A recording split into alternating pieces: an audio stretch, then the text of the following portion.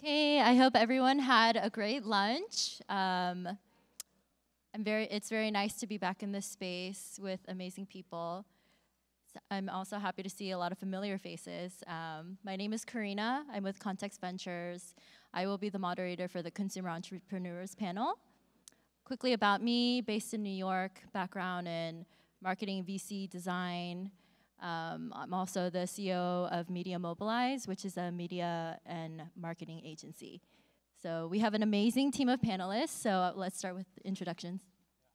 Andrew Wolgemuth. There we go, check. Andrew Wolgemuth, co-founder of Wove. Wove is a direct-to-consumer jewelry company. Essentially what we focus on is consultative design for engagement rings, paired with an at-home try-on process. So if you think of, the best way I can explain this is like Warby Parker. We help our couples design an engagement ring, send them a realistic replica to their house in 7 days. If they like it, we'll build the real thing and then send them, they can keep the replica as a travel ring. So I was West Point 2015 infantry officer, met my co-founder in the Ranger Regiment, and then we launched Wove in 2021. Hi, everyone. Kyle Maggard. I'm the founder and CEO of Over Easy. Our breakfast bars are in the gift bags, so hopefully you all have tried them and enjoy them. I started Over Easy in 2018. I went to West Point, graduated 2012. I went to Harvard Business School 1 year and left to focus on building Over Easy. The reason I started the company is when I left the military, I was looking for like the next big problem I was going to solve. I've always been fascinated by the food industry, and I came across this statistic that changed my life. The most common cause of death for Americans is heart disease, and that comes down to a few different factors, but food, the food that we eat, is a huge factor in that. And I thought that that's a pretty cool problem, or a pretty drastic problem, a cool industry that I could dedicate my life to. And so I found like the finding something healthy to eat that's delicious to eat when I'm so busy in the morning like everybody else is a really tough task. I grew up eating Pop-Tarts and toaster strudels and muffins and donuts, like all the junk food disguised as a healthy start. And so I started making these bars in my kitchen. We started with an oatmeal breakfast bar. I wanted to give people a quick bowl of oatmeal on the go. For the entire first year of business school, all I did was make these bars. My oldest son, who's now 4, was 3 months old at the time. Finally was able to go from my kitchen in Cambridge to a commercial kitchen in Boston. Now we're in Whole Foods. We're soon to be launching in Costco. And I'm based out of Cleveland. My wife and I have 2 kids and a third coming in 2 months. So. I'm Luke Schneider. I'm the CEO and founder of Fire Department Coffee. I was a shipboard firefighter in the Navy, damage control for any Navy or Coast Guard people out there. And got out of the Navy, became a civilian firefighter. During that time, I met my wife. She was a barista. We started brewing coffee together and started roasting it together and started out just friends and family tasting event.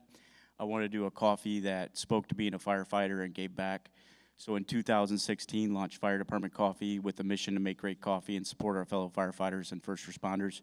Started as a direct-to-consumer e-commerce company and started focusing on building the brand, building the community, focusing on social engagement, building the online presence and footprint.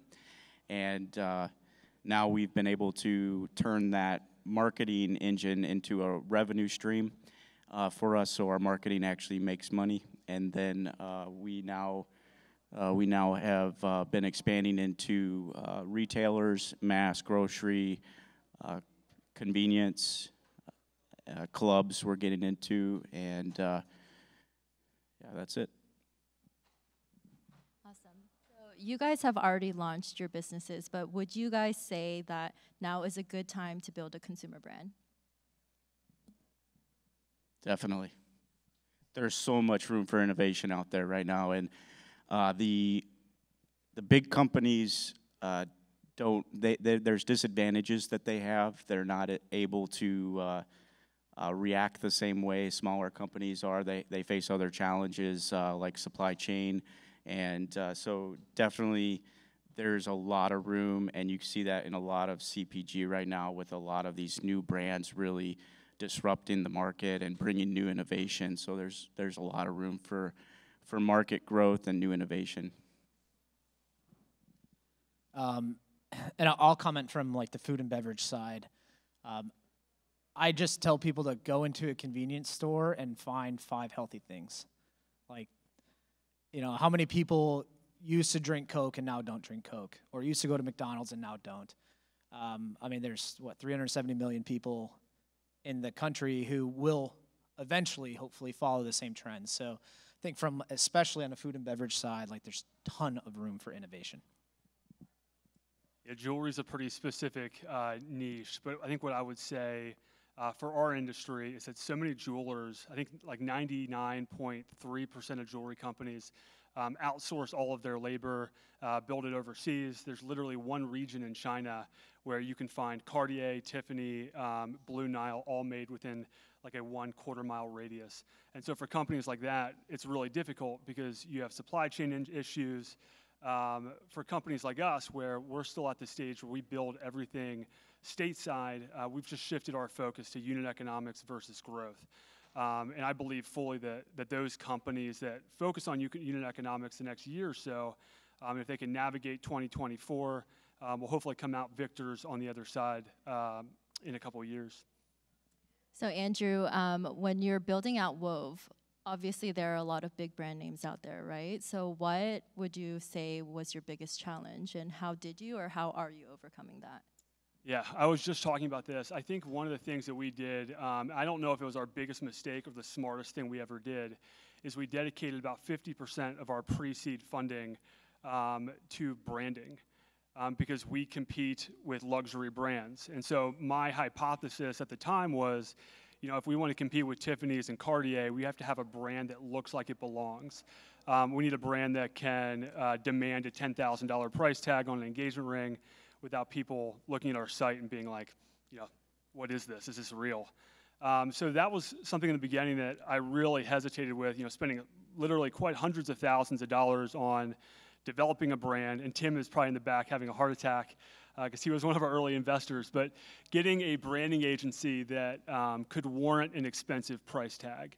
And for us, that's paid dividends, and it allowed us to raise our seed round of funding. They actually offered to lead our next round. And so I think for us in particular, perception is so important at the luxury level. Yeah. You mentioned branding in your site. What about any strategies for online customer acquisition? Yeah.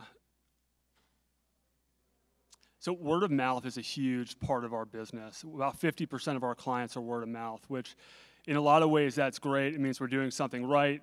People like working with us. The downside of that is I can't pour gasoline on the fire and grow word of mouth like I can Google or Facebook. So, you know, as far as how we differentiate ourselves to attract clients, one of the things that we, you know, decided very, very early on was that we couldn't compete on price, and we weren't going to compete on telling people our engagement rings were different. We were going to do it through a service-oriented mindset. And so essentially what I mean by that is making the purchase experience differentiated. So what we tell, the way that we advertise and the way that people know our brand is through our replica experience. We're the only company today that does custom replica rings that you can receive from anywhere in the US within 7 days, custom. And so that service offering is really what helps us stand apart. And what's also really interesting is we've done some pricing analysis on what are people actually willing to pay for this experience. And if we sold that exact same engagement ring through an e-commerce experience versus the custom design replica experience, clients on average are willing to pay an additional $500-600 for an experience that costs us about $150 to produce. Next question directed at you, Kyle. So you have managed to get your Over Easy bars in retail stores across the country. I know this because I see them when I go grocery shopping, especially Whole Foods. So I want to know how you got your foot through that first store. Well, Whole Foods was our first partner. We launched in 2021. We launched in 2 regions as Whole Foods, the Northeast and the Mid-Atlantic region of Whole Foods. Whole Foods has 11 regions across the country. Well, first, we have a great product, right? I took a full year. I made the product myself. I went to the Whole Foods bulk section to get all the ingredients. They really liked that story. But like, we have a great product. We started with a great product, and I wasn't going to launch a bar business without a great product. Like, it's just way too competitive of a market. And so having the buyer try the product, and Whole Foods is unique in that they are, obviously Whole Foods has this halo around it, but they really like to partner with brands, and they really like to take a chance on a new founder, a new company, and like be the one that gives you a shot.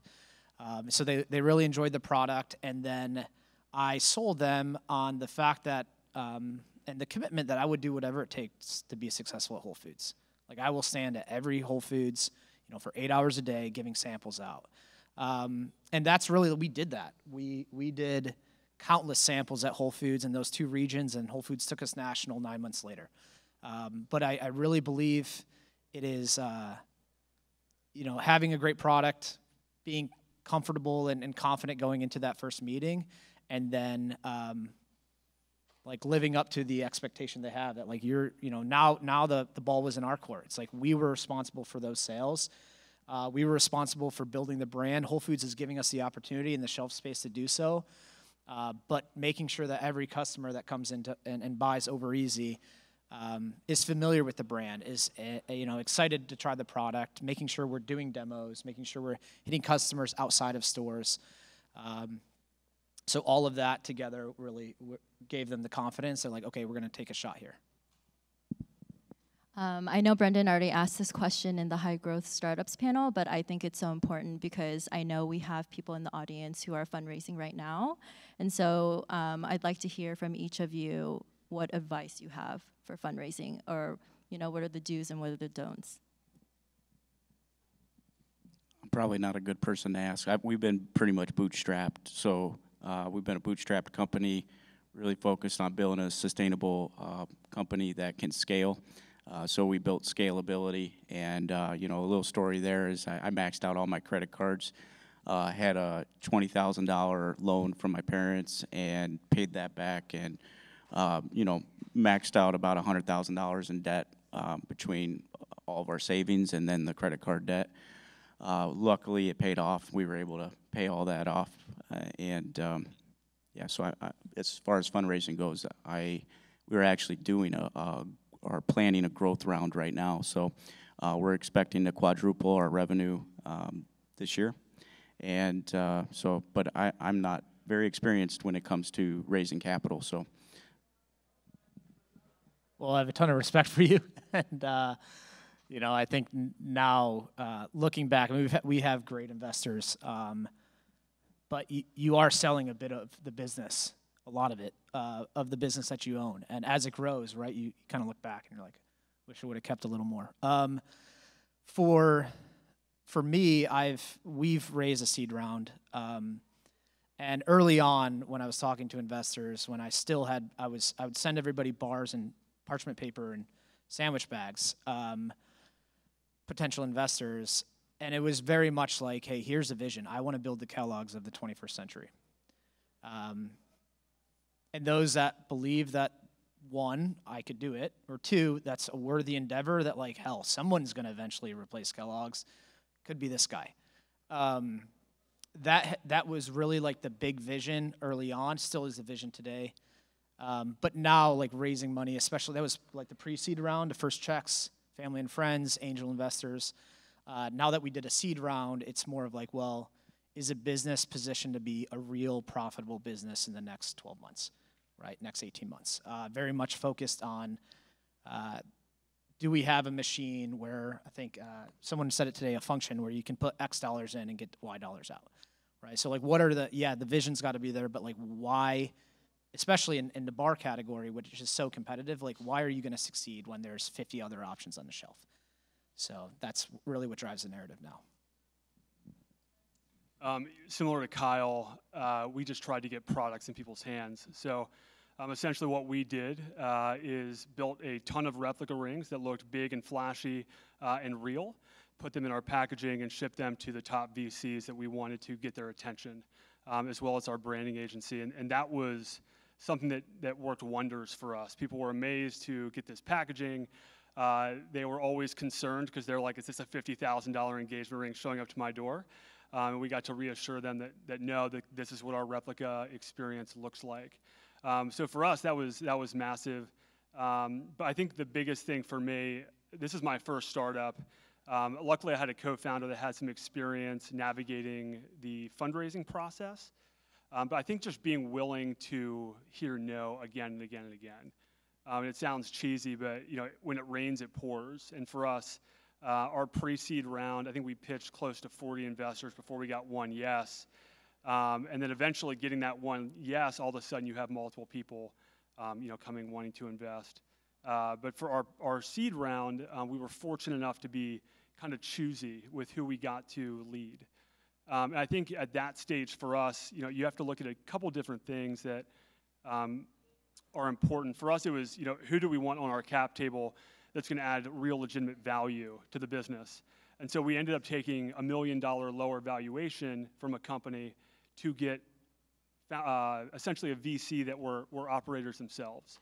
And that was probably one of the wisest decisions we made, is finding VCs that have been on the battleground, have built companies themselves that can actually advise you from real world experience.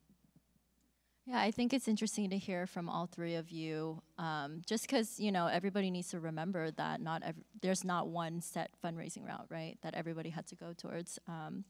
But Luke, can you share some insight into your customer retention? Could be your coffee clubs, your merchandise on your site. Yeah, so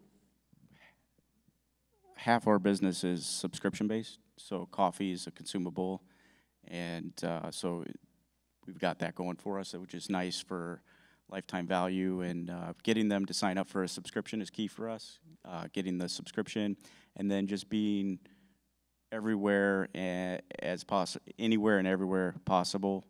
Coffee's consumed not just in the morning anymore, it's throughout the day, and so we want to be available wherever they're shopping, whether they're shopping online or in grocery or in convenient, in the morning, during the day. So being accessible to our customer, and then we can really crank up that marketing even more, because we'll see a better return on our investment once we're more available. Our goal this year is to be in 10,000 retailers, but we're also very focused on the e-commerce. So just providing great products, great service, and if a customer ever has an issue, we make it right. We do what we say we're going to do, and we take care of our customers, and we're committed to providing great products and service. So I think that's key to lifetime value, is just continuing to provide great products, great service, and new offerings, creating that experience that was mentioned, and providing that greatest experience, because the consumers are looking for elevated experiences. We have a spirit-infused coffee, which is unique to us. It's a proprietary process we created in 2016. So that's one example of just providing a great experience and bringing new innovation to the market. And always, consumers are always looking for that next thing. So you always want to be relevant. So we're always doing something in the media. We just now we're moving into the racing market pretty heavily. The official coffee of National Hot Rod Association now. We just announced our NASCAR sponsorship with Kaz Grala, and 26 will be a prime sponsor in the Xfinity Series. So just being as many places as possible that our customers can see, and being readily available for them. I'm curious, between the three of you, you guys had your original idea. Has that evolved since, meeting with investors, or like based on feedback from customers, or even like the economy? How has that evolved, and how have you, what have you done to evolve with it? Yeah, I mean, our company's changed like probably 3 or 4 times. People give me a lot of funny looks when they hear me and my co-founder or rangers that decide to build an engagement ring company. It just doesn't really add up. But for us, we started the engagement ring company while in Afghanistan doing these replica rings.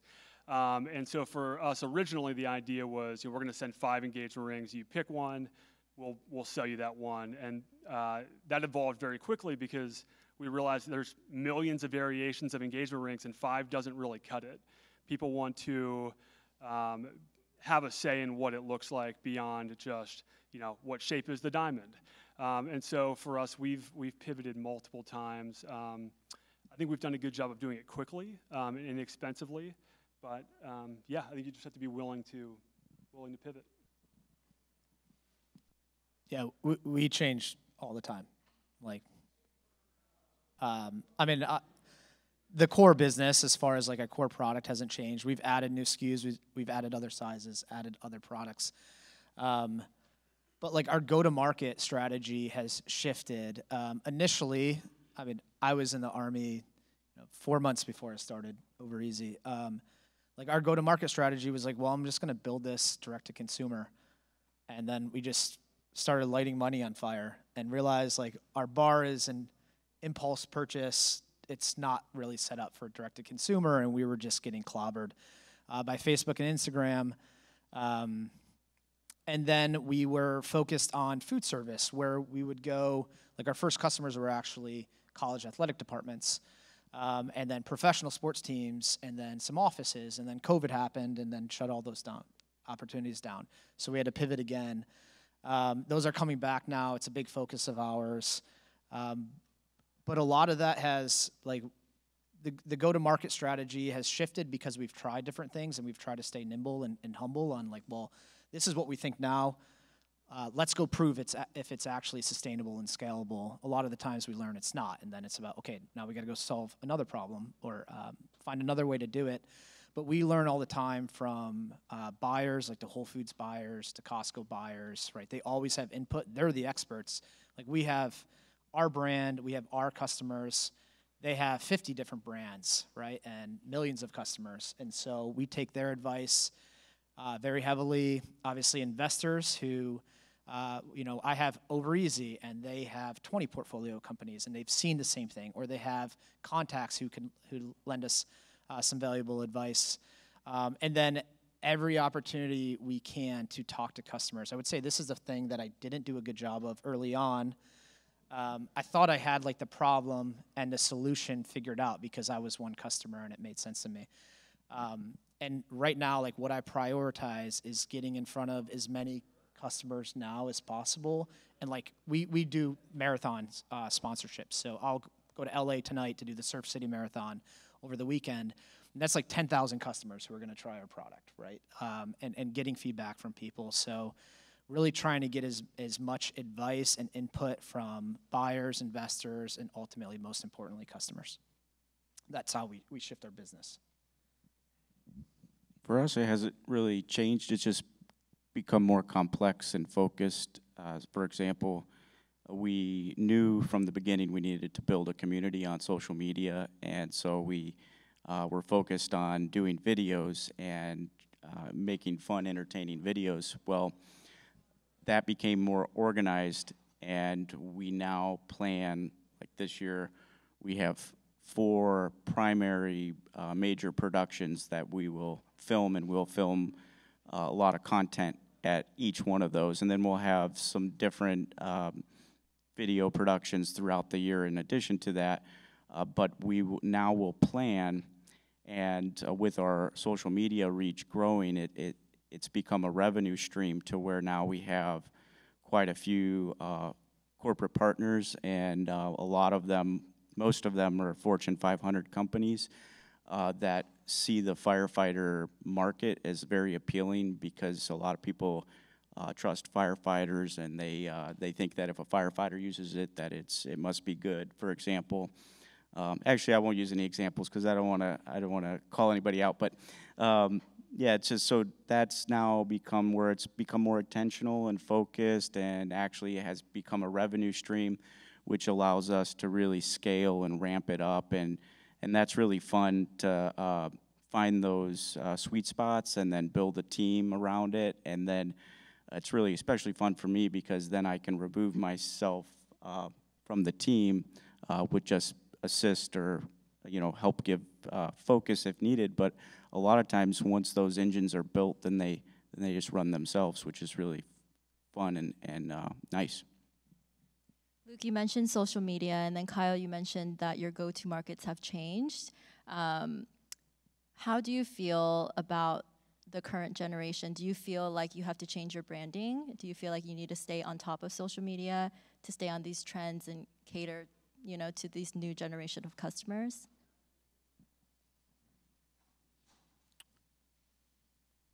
I'd say we're always looking into market penetration and looking at the demographic. And so a lot of the younger generation are consuming coffee throughout the day, so that's something we need to pay attention to.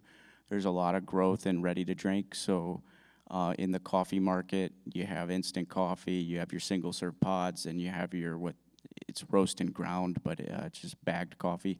And then you have ready-to-drink, and the ready-to-drink market's really growing, and a lot of younger demographics is drinking ready-to-drink coffee throughout the day, so it's definitely something we need to pay attention to. But as far as social media or anything like that, just being relevant, we stay clean and family-friendly just because that's how I believe. I don't want to put anything out. We don't cuss, we don't use vulgar or profanity or anything sexual in our content. We just stay away from that. So we always want to just appeal to the broad market and not put anything out there that I wouldn't let my kids watch. So we just stay true to our brand and values.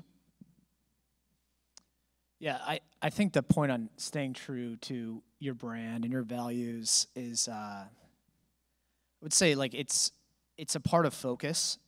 And I would say maybe 18 months ago, I would have answered your question saying, oh, yeah, absolutely. We have to be appealing to Gen Z and need to be everywhere Gen Z is. And I've learned that focus is a North Star. Like, we have a product that is in NFL locker rooms. Adam Thielen, wide receiver for the Vikings, is a big investor in Overeasy. My 4-year-old and 2-year-old also eat the bar, and I used to think of that as like, oh, wow, we have a huge opportunity to appeal to everybody, and then you kind of appeal to nobody. And so for us, like, our target consumer is a 30 to 40-year-old, like, marathoner or CrossFitter. Most likely a woman shopping for herself and her family. Like, that's who we need to appeal to.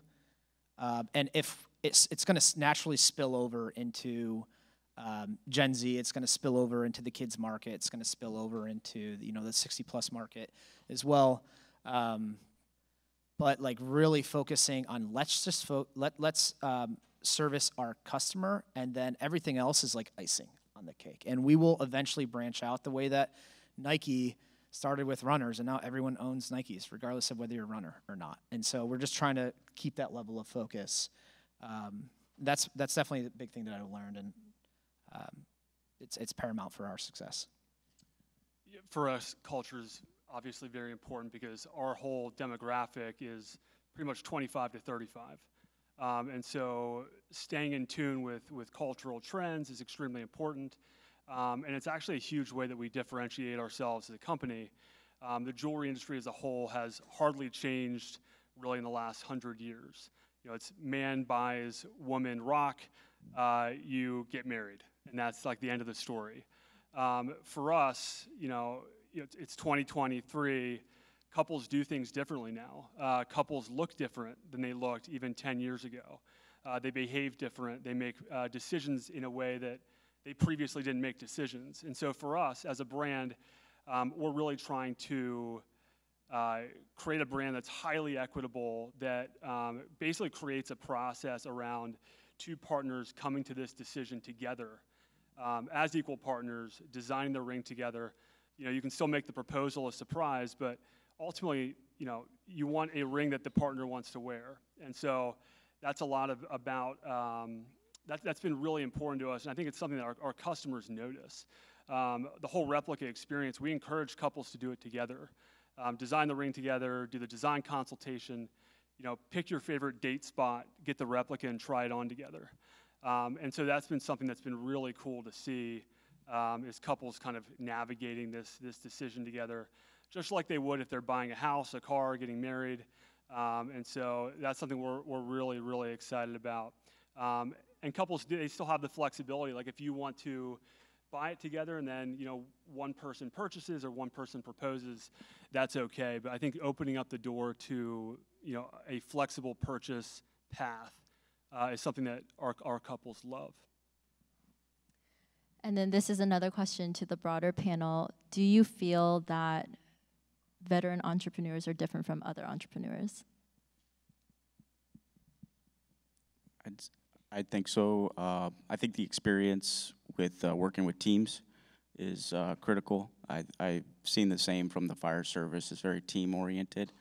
So, you just knowing that without a team, you don't have anything. So putting the team before yourself and making sure that the vision is being shared with them, and then also rewarding the team when you win, because if you lose together, or you win together. So I feel that that just experience from the military really helps being all in a team atmosphere.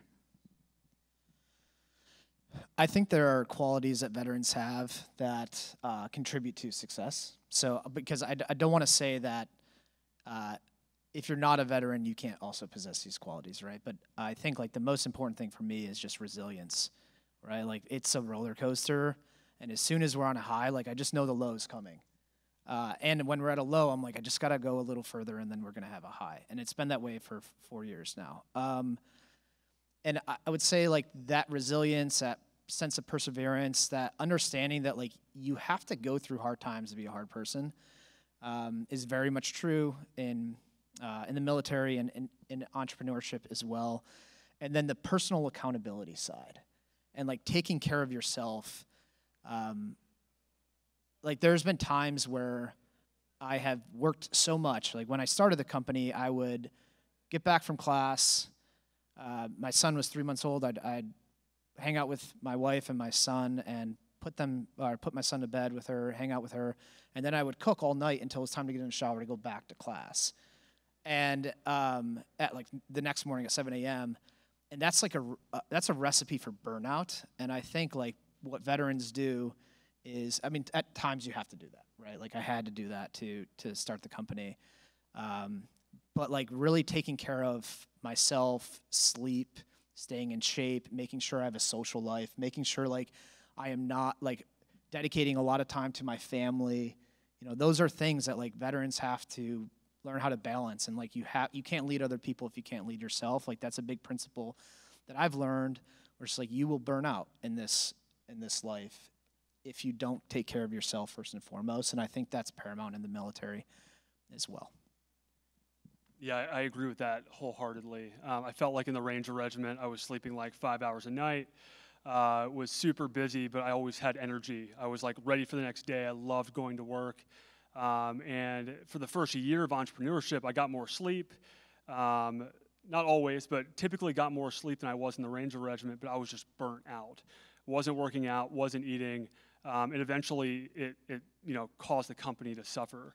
So I think if you can do that, you're off to a good start. The other thing else I was going to say, I felt like I got out of the infantry with no tangible skills. I was like, I've done this one thing for 6 years. I have no background in business. I have no clue what I'm doing. But I think the thing that we lean on is the Army is a people organization.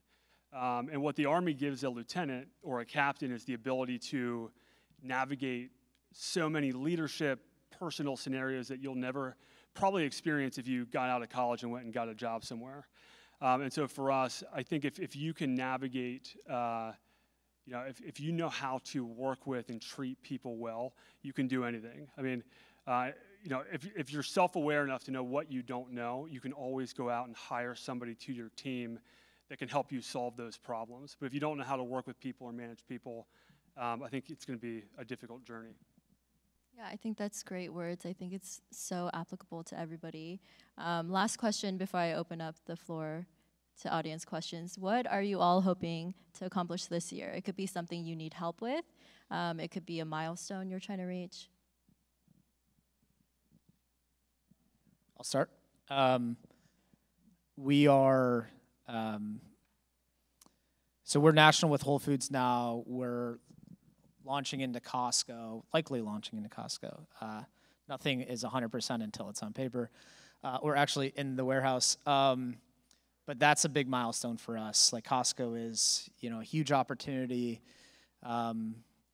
So we're really excited about that. The one thing that we have focused on for this year is sampling 1 million consumers through marathons, fitness events, Spartan races, whatnot. Like the mentality, yes, Costco is a great place for us to get the product into, but I'm all about how do we get more people trying Over Easy, because we already have the distribution. Distribution will come as a result of people trying Over Easy and wanting the product, right? Retailers are going to respond to that. So for us, like, how do we sample 1 million consumers in the most cost-effective, efficient manner possible? And with that, we're adding another contract manufacturer. So I feel like the business is scaling. I know that is going to come with a whole bunch of challenges that I'm not even ready for yet, but we're gonna figure them out. Yeah, for us, it's repeatable, qualified leads. And so I'm of the belief that if you're between 0 and 10 million in annual revenue, you can probably get to that next step with only 1 to 2 acquisition channels that are really powerful, and staying focused. And so for us, we're hyper-focused on, right now mastering Google and Facebook, and getting our target customer repeatably.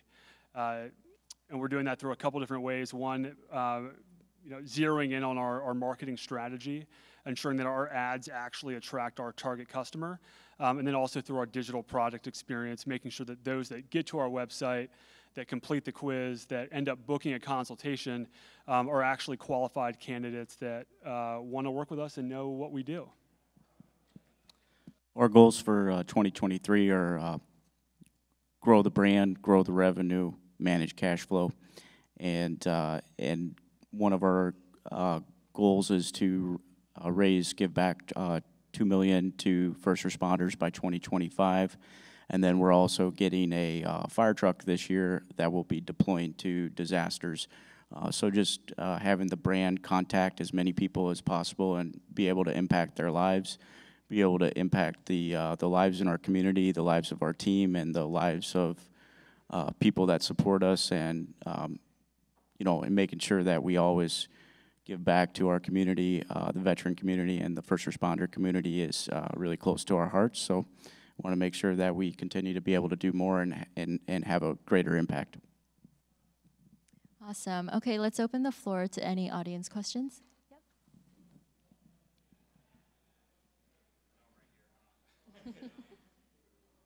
Thanks. Hi, Connor O'Brien, founder of Chubby Cat Cannabis. Question, I'd love to hear about your guys' thoughts on packaging. So, for you guys, how you think about standing out on the shelf? Andrew, for you, how do you think about delivering a premium experience? Super curious about that. Thanks. We invested a lot in our replica packaging. So for us, we have 2 sets of packaging. One is the replica that shows up to your house after 7 days. And then we also have the final ring packaging. We actually invest twice as much in the replica packaging as the final ring packaging. And the idea isn't that, at that point where you have the sale once they get the final packaging, but the replica experience is really what sells people. And so for us, that's how we think about it. And we're also a higher average order value purchase. So we were more interested in getting packaging that represents the luxury of the brand than, pennies always make dollars, and it's important, but we invested a good amount in packaging.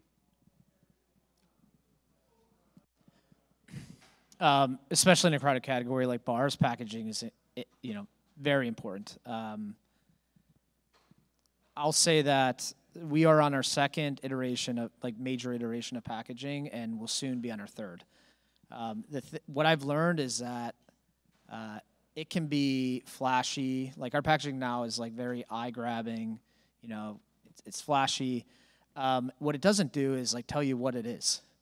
You know, and it's like what a boneheaded mistake that was. And like that's something that I don't know. It's easy to be a Monday morning quarterback. You're like, oh, I can't believe I made that mistake. But what I will say is like being able to iterate on packaging is very important. And my belief about like at least our packaging, I think every category is different, right?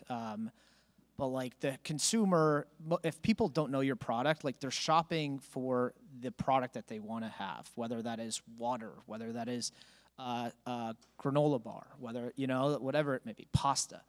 And like you just happen to be the one selling it. And so I very much focus on, well, our focus now is like tell people what the product is and why they should buy it. And also like if you try to tell them every reason they should buy it, they'll leave with nothing. Right? So like we're trying to keep it simple, show people what the product is, still like try to zag when everybody else is zigging. But really that's like how we're on our third iteration. I'm sure, you know, a few years from now, we're going to be on our fourth and fifth. I think that's just the nature of the business. For us, the strategy's different for retail and e-commerce. So retail, we really want to be the right product, the right place. So we want to be on the right place on the shelf. You know, we're a super premium coffee, so we want to be next to the other super premium coffees. We don't want to be where they're shopping value. Also, we want to be seen and we want to be memorable. So anywhere we can drive velocity with shippers or additional signage. And then e-commerce is really, for us, that's really focused on the core of the brand, and branding is very important to us. We invested heavily into creative, and we have a creative team in our company with a chief creative officer with an extensive background working for multiple large brands. It's just really important for us so that we're also staying consistent. And your brand is really what people say and think about you. So we want that to resonate across all channels. Hey guys, how you doing? My name's Sal. I'm here from Raleigh, North Carolina. With the loading dock, we do fractional warehousing to help entrepreneurs scale as fast as their business will let them grow. My question has a lot to do with technology and triggers. All three of you shared really cool stories about how you've used tech to grow your brand. And in my opinion, as a guy who was wearing a uniform 2 weeks ago and is not a native tech guy, I think it's easy to get sucked into the sexiness of it. Can you give like either one great experience you've had where like, hey, as an entrepreneur, I found this piece of tech and it really changed because it addressed this problem, or the inverse, which is probably way more interesting, to be honest, of like, hey, we put way too much money into this and it was a distraction, and here's what we learned from it? I think the most obvious thing is don't invest a lot in tech until you know what you're building. We've built 3 or 4 different versions of our digital product. We always started by outsourcing it.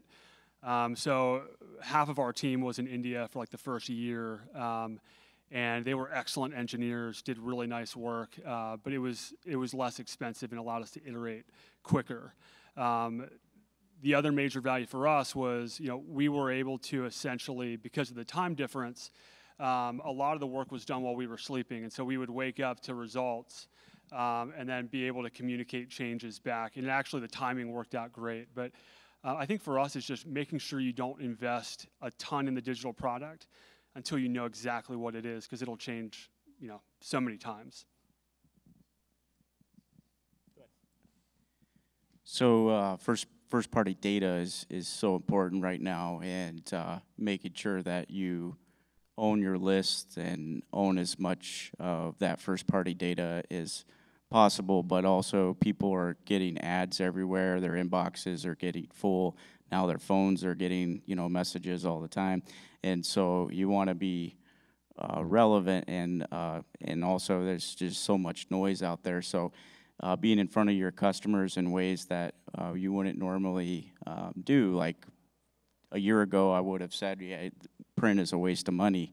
Now, the right print at the right place and the right time can be extremely, work extremely well. So there's that piece, and we've been using that that first-party data that we have to send mailers, and it's been very effective for us. So. Not a horror story, but how we misused technology. There's a whole bunch of databases that essentially aggregate influencers on Instagram or TikTok, right? So before you'd have to scroll Instagram and DM them and try to get in touch with them that way. Now, like a company, we were using Grin, still do now, which you can email any of these influencers, right? You can sort by demographics, engagement rates, like everything that somebody needs in order to work with an influencer. And when we first started using this program, they're now, I think they're probably based here, the billion-dollar company now. They were quite small. This was a few years ago.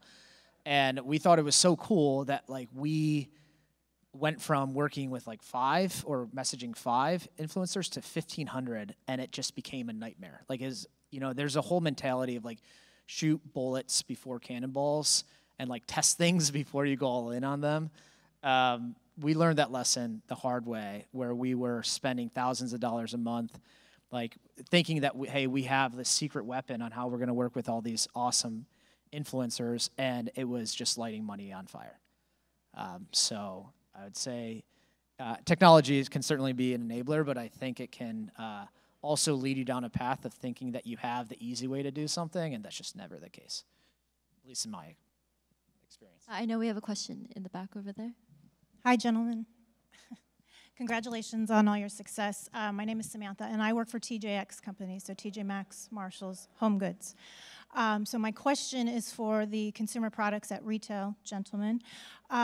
In the case of excess inventory, i.e. change of packaging, Kyle, as you had mentioned, or discontinuation of a product, et cetera, do you believe in the alternative channel of distribution as an opportunity to acquire additional consumers who may not frequent Whole Foods and find your product, but would be very interested if they saw it elsewhere? Yeah, this is a very tricky question for me, just specifically because TJ Maxx is a great retailer, a great store, and offers a lot of great products. I think a lot of consumers are aware that products that go there are being discounted, maybe because it didn't perform well. So my concern with that, my biggest concern, and maybe you would have some, maybe we could talk offline. I'd love to learn more about your thoughts on this, but my concern would be, is that going to damage our brand if we put products there that are being discounted because they didn't sell well? Maybe not always, it's not that they didn't sell well, but that the packaging was changed or whatever. So that would just be something I'd really have to really consider to think if the opportunity made sense, and is there a sustainable way to scale our business in those retailers? And if there was, I would say I would definitely be open to discussing how we can sustainably scale in your retail locations, because we're looking at long-term growth, not just some sales right now. So we're really big on alternative channels. I think like what you're saying, Luke, is spot on in that it has to be on brand. And like for us, I don't want to go into any location where we don't have the chance to win and succeed. I don't want the product just to collect dust. But we are trying to be like where you work, right? So we're in Google here. We're in like Bloomberg and a whole bunch of other offices across the country, because that gets somebody familiar with the brand and they're able to try it before they purchase at Whole Foods. Any other alternative channel, sporting goods stores, TJ Maxx, like we see that as opportunities where, especially in such a crowded category like bars, where it is an impulse buy, somebody is also hungry when they're shopping, right, for clothes as they are when they're shopping for food. We see that as an opportunity. It just has to be the right opportunity, because we have gone into places, especially early on, where it's like, oh my God, this convenience store is picking us up. Like, we're so small. Like, this is a huge opportunity. And then we went in, and no one knew who the product was. We did not have a good strategy to grow the business, and it just flops. And then you take it out 6 months later, and then you have to donate the product or whatever. So for us, we see it as an opportunity as long as we can support it and we know that we're going to be able to drive sales. Okay, this does conclude the Consumer Entrepreneurs panel. Please give a round of applause for all of our panelists today. Thank you, guys.